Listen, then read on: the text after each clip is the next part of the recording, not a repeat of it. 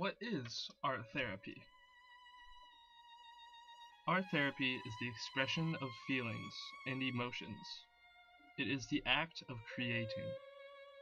Art has the power of bringing the subconsciousness to life. Through my extensive research, I have discovered where art therapy came from, how it works, and why people have a hard time understanding it. In the late 19th century, French psychiatrists Ambroise Tardieu and Paul-Max Simon both published studies on the similar characteristics of and symbolism in the artwork of the mentally ill. Tardieu and Simon viewed art therapy as an effective diagnostic tool to identify specific types of mental illnesses or traumatic events. Later, psychologists would use this diagnostic aspect to develop psychological drawing tests. This was the birth of the inkblot test and the Holtzman test. The arts and therapy are a timeless continuity, and that this notion of using art and healing isn't new. Yeah. And I went through a really hard time, like beginning in 5th grade through high school, and I realized that art was a good outlet for me to express myself with. And in high school I had several experiences where I used art as a tool to assess my personal needs. Mm-hmm.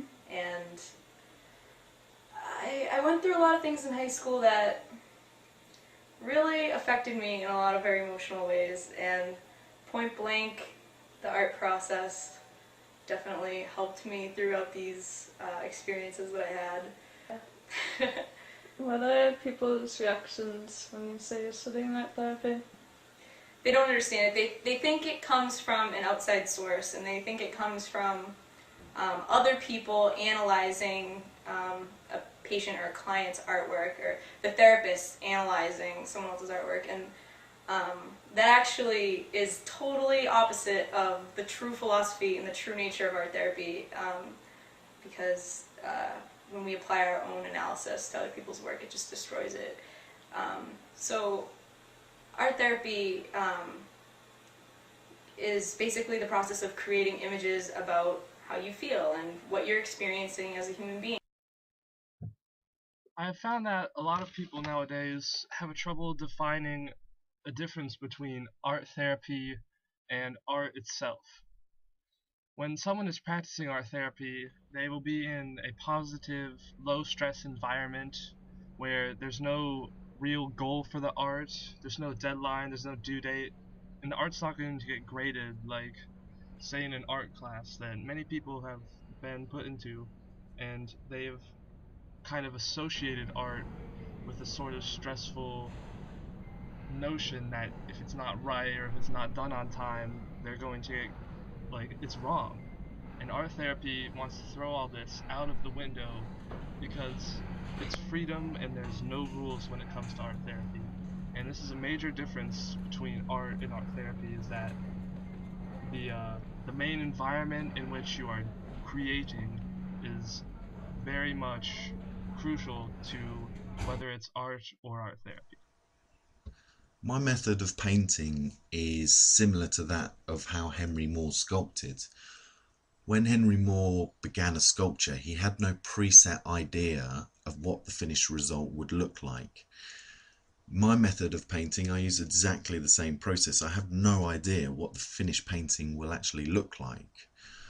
I will simply start painting and set the hand free and let it grow and develop and move in whichever direction it wants.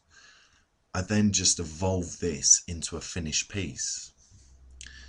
This is a very free and liberating way to work as an artist, and it moves me back to that of a child, where it's a pure joy and love in the creative process and the application of paint. And that's as important as the finished result.